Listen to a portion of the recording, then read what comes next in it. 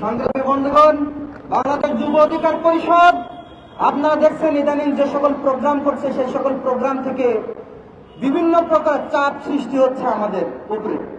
সরকারের পক্ষ থেকে, সরকারের বিভিন্ন এজেন্সির পক্ষ থেকে যেন আমরা এই ধরনের প্রোগ্রাম না করি।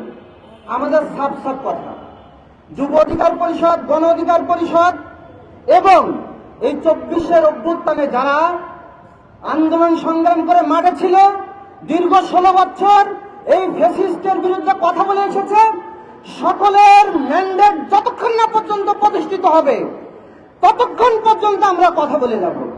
যতক্ষণ পর্যন্ত আমরা দেখব যে 24-এর অভ্যুত্থানে 2000 ছাত্রের রক্তের উপর দাঁড়িয়ে যাদের আমরা ম্যান্ডেট দিয়েছিলাম তারা অন্যায়ের পথ থেকে সরে না আসবে, তারা দুর্নীতির পথ থেকে সরে না আসবে, তারা চাকরির পথ থেকে সরে না আসবে, ততক্ষণ পর্যন্ত যুব অধিকার পরিষদ এর থেকে কঠিনতর প্রোগ্রাম বাস্তবায়ন করবে।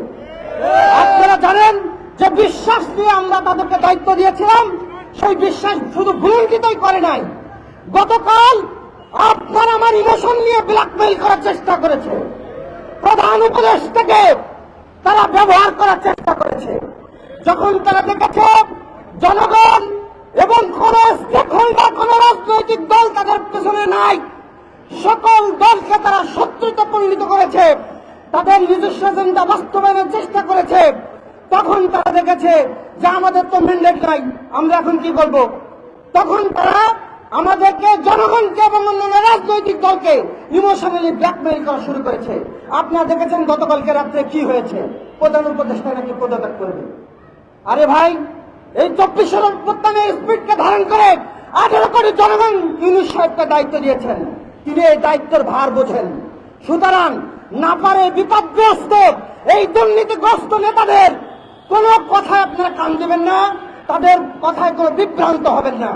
আর আমরা এই মুহূর্তে যেটা বুঝছি যে 24-এর স্পিডকে বাস্তবায়ন করতে হলে, নতুন বাংলাদেশ বিনির্মাণ করতে হলে, নতুন সংস্কার বাস্তবায়ন করে সুষ্ঠু নিরপেক্ষ নির্বাচন বাস্তবায়ন করতে হলে একটি জাতীয় সরকারের কোনো বিকল্প নাই। আমরা চাই এই 24-এর অভ্যুত্থান সহ দীর্ঘ 16-17 বছর যারা এই ফ্যাসিস্টের বিরুদ্ধে কথা বলে এসেছে, সকলের ঐক্যমত্যে আবার একটি সরকার গঠিত হোক, যে সরকার হবে জাতীয় সরকার, যে জাতীয় সরকার জনগণ এবং সকল রাজনৈতিক দলের ম্যান্ডেট বাস্তবায়ন